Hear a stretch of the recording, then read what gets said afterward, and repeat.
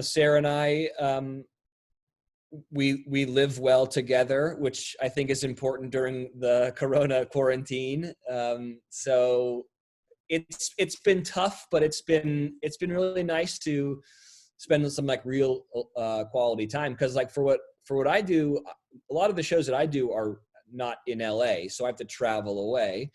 And usually she's at home working here, so a lot of times it's a FaceTime relationship when we're working. So if we're gonna glass half full this or silver line it, it's been quite nice to get to spend like a lot of quality time with my fiance. Wedding plans, have that been changed, shifted due to coronavirus? What's different with that? He's like, hello. There are no wedding plans. I think the thought was that we would originally start thinking about that around this time, and now that this is happening, what's the point of even trying to get something solidified with everything being just so up in the air? If this lasts super long, would you ever think about doing a Zoom wedding? People are doing it. No, I would not do that. I might do. No. I mean, like, if it lasts really, really long, I think then we would do like a really small backyard thing, but that's probably not going to happen. I mean, there's too many famous ABC personalities that need to give us gifts. Exactly. That need a luxurious wedding to give those gifts. Yes. Ty Burrell, I need a new fly fishing rod. And Chris Harrison, I need some crystal plateware. Do you think you guys would want to do it destination-wise, or you have no idea? I don't know. I mean, we've kind of thrown out all the options, but we haven't really decided on anything. Just enjoying engaged life, right? Yeah. I mean, and this is a really good test to see if like we're meant to, like, if we can get through quarantine together, like we can get through anything. And so far, so good. We haven't had a fight. I do want to play a really fast round of quarantine confessions because we just want to know what is up with you guys. So first one, when does happy hour start for you two? Well, I don't know what time is anymore. So around when I wake up, I guess. Relatable. No, I've been trying to hold off to like 4. It also just depends. Like if it's a nice day and we're going to go lay out in the backyard or something, then like it's mimosa 30, baby. But Yeah. Okay. That's the biggest lie I've ever told. You're like saying this, like looking down, and I'm like, what's going on right now? I'm drunk right now, Lauren. What's the most annoying thing I've caught Sarah doing? Yes, in quarantine.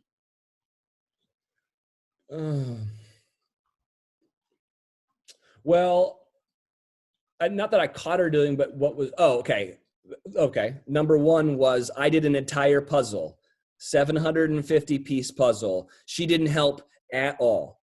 She'll be like, I helped organize. No, she did nothing. And then I got to the end and there was one puzzle piece missing, which is, I mean, there's a lot of bad stuff in the world, but that's up there. All right. And I was like, oh my God, I did this entire thing and there's no puzzle. And then I was screaming bloody murder. And she walked out and was like, what's wrong, babe?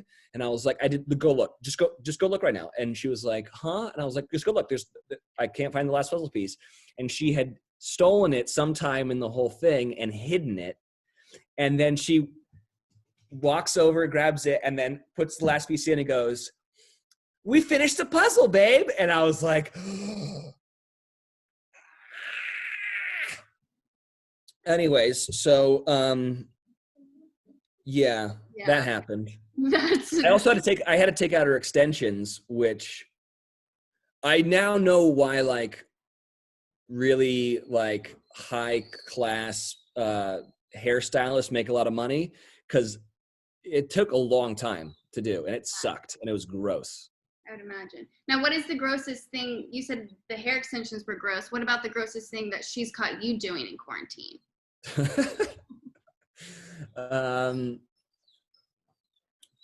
Well, I made her cut my hair, which she had never done before, hence why I'm wearing this hat. Oh, it didn't go well? Well, here's the thing, like she did the fade pretty good, but it's just I look like Kramer. I'm Kramer. Hey, buddy. And so there's nothing I can do. Like at some point I'm gonna need to cut it. So she did a good job, like all things considered. I do want to talk about you being the new worst cook in America. Because now we know you as our favorite bartender. So now as a worst cook in America, how are you really that bad of a cook? I'm not great. I'll be honest with you. Well, I wasn't that great before the show. The show helped a lot. Being a bartender was helpful. And what I love about it too is because there's so much of pairing drinks and alcohol and wine with food. It's an important thing. And so learning how to cook and like marry those two would have made for amazing dinner parties, but no one's allowed to come over. So the only one who is benefiting from this is my fiance and the dogs. I was going to say, did you go on the show to like schmooze Sarah a little bit more of like, ooh, I can make you a nice meal and this is why you should marry me? I'm constantly trying to like convince her to like not call off the wedding because we all know she's slumming over here. No, it was funny because when it was brought to me, I talked to Sarah about it and she's like, oh, Nolan did that. And Nolan plays her brother on Modern Family. Yeah. So then I was like, oh, well, how was his experience? So like, I actually had like some insight, to the show. And so one of the reasons why I did it was because she was like, oh yeah, Nolan said he loved it. That seems like a really fun time. Go do it. And then also like learn how to cook for me. So win-win. Now, did you learn how to cook without giving how long you stayed on the show? Can you cook now? I'm definitely better than I was before. Okay. I learned a lot of like really cool tricks in the kitchen that was like, oh, like that makes so much sense. Like I've been doing this wrong for so long and yeah, I get it now. So that was really cool. If nothing else, like I can chop an onion the correct way now. Now, compared to the other celebrities, we had like Sonia Morgan, Dave Collier. How did you stand up against them, like coming into the first episode?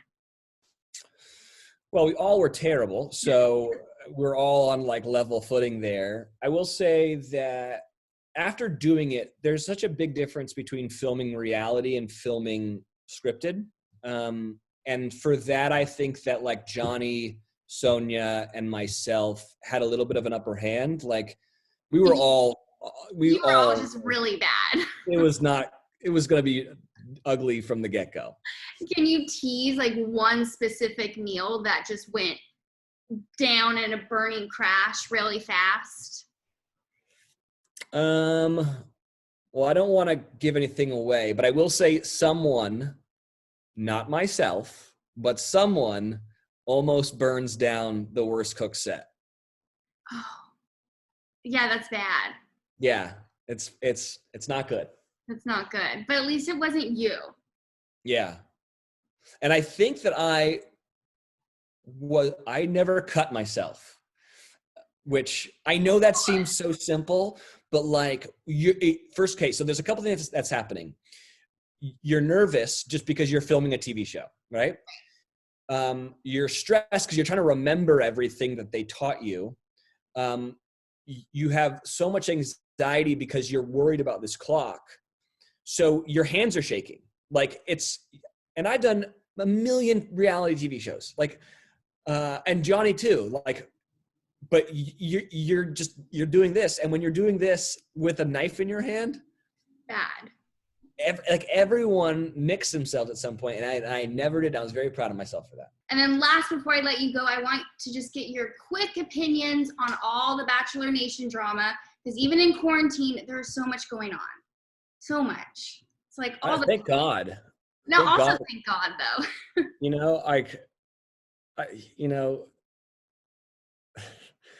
Peter and Madison and Kelly and Hannah Ann, they're the real heroes. They're putting in the work while we're all stuck Yeah, so thankfully there's something for us to talk about. Yeah, exactly. I feel kind of bad for them because if the world was pretty normal, we would be more focused probably on Claire's season right now and other stuff like that. But just because you go on The Bachelor or The Bachelorette or Bachelor in Paradise, it doesn't mean the relationships are any different. And by that, I mean, when relationships end, inevitably people react the same way. There's cattiness, there's anger, there's jealousy, there's just all those kind of things. And normally those things just play out in like your friends group chat and that's how it is. But for them, and they signed up for it, so it is what it is. But for them, it's having to play out, in the public eye. So Peter and Kelly, do you think they will last? Just yes or no? Oh, I don't know. No clue. No clue. What about Tyler and Hannah? Do you think they're dating or they should date? They've been making all those TikToks. Now she's back in Alabama. So much. I don't know. I don't think they're together. I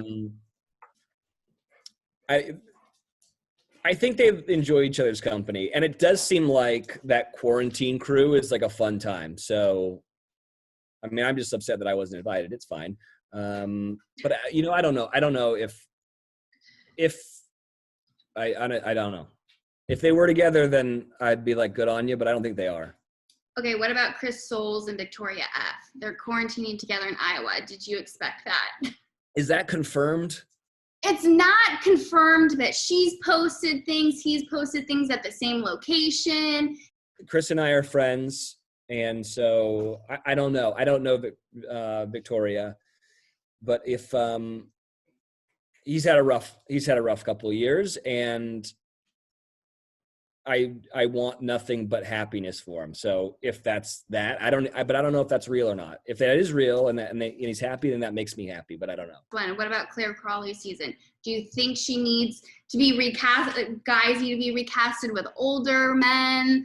I mean, we've seen that they're recasting. So what are your thoughts? I think they should recast. I think they should keep that Matt guy in there though, because we've already got drama. Well, do you think he'll stay though? Yeah, I think so. I think so. I want like night one drama with them already. Like I love that. But I do think they should recast it because it's like against the spirit of the game. You're not supposed to know who these people are, what they look like. You're not supposed to be able to, dive into someone's DMs or do any like normal sleuthing background research that normal people do. You have to kind of figure that out on the show. That's kind of the point of it. So I do think they should recast it. And guess what? They got time to do it right now, So okay. I'm all for it. And maybe she needs a little bit of older men too. I think it should be, all across the board. Yeah. I mean, she might be like a Kate Beckinsale, like some young, who knows? But and no shame on that. Good on your girl. And she might like a silver fox. I don't know. I think you got to throw everything up there and see what works and what doesn't. Bachelor in Paradise. Could we do a virtual thing? I know it's not going to happen this summer, but you as being our favorite bartender, could we do something virtual? I think you need, like the real star of Paradise is, aside from Chris Harrison, is the location. Yeah. I think you need it. Okay. It's important. So no, I don't think we could do it. But I'm not so sure that they're not going to have a season this year. I think it's still a good possibility. I think everything just pushed back, but yeah, I think there's a good chance Paradise lives on.